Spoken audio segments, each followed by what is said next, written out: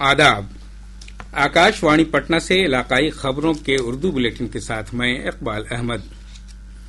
लोकसभा में ऑपरेशन सिंदूर पर खुसूसी बहस आज भी जारी है। मरकजी वजीर दाखिला अमित शाह ने बहस में हिस्सा लेते हुए कहा कि भारतीय फौज ने ऑपरेशन सिंदूर के दौरान पहलगाम के दहशतगर्दाना हमले में शामिल दहशतगर्दों और उनके ठिकानों को चुन चुन कर तबाह और हिलाक कर दिया।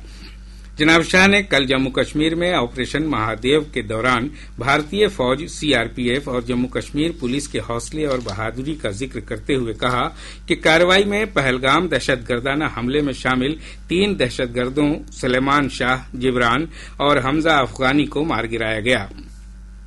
उन्होंने बताया कि इन दहशतगर्दों के पास से 3 राइफलें जब्त की गईं, जिनका इस्तेमाल पहलगाम दहशतगर्दाना हमले में किया गया था। वजीर दाखिला ने अपोजिशन के उठाए गए सवालों का जवाब देते हुए कहा कि पहलगाम दहशतगर्दाना हमले में बेकसूर सयाहों को उनके अहल खाना के सामने बेरहमी से मारा गया था।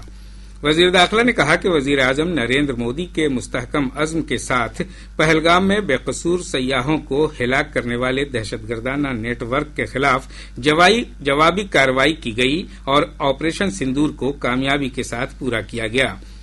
वजीर दाखिला ने साबिक वजीर दाखिला पी चिदम्बरम की नुक्ताचीनी भी की, जिन्होंने दहशतगर्दों के पाकिस्तानी होने का सबूत मांगा और पाकिस्तान को क्लीन चिट दे दी।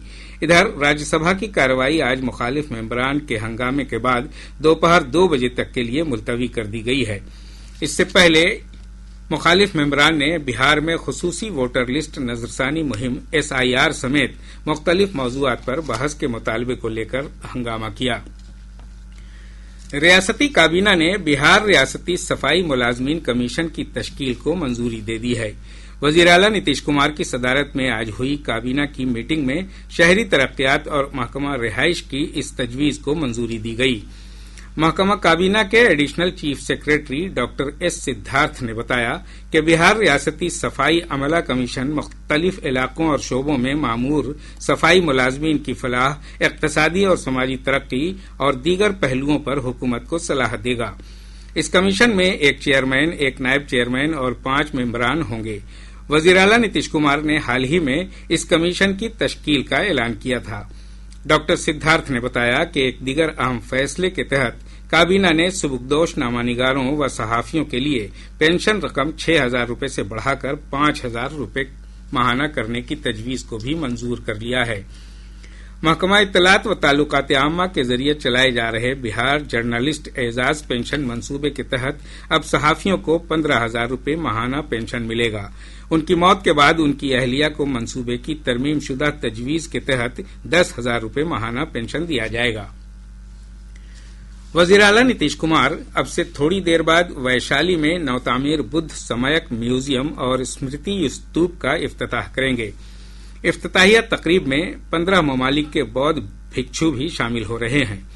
हमारे नामानिगार ने बताया है कि 72 एकड़ अराजी में फैले इस शानदार अहाते की तामीर पर 550 करोड़ रुपए की लागत आई है।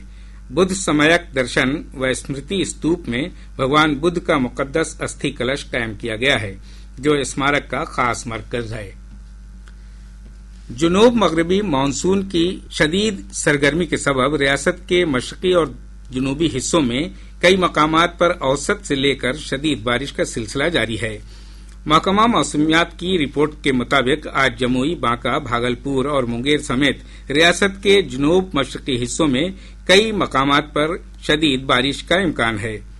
इस सिलसिले में महकमा ने ऑरेंज अलर्ट जारी किया है।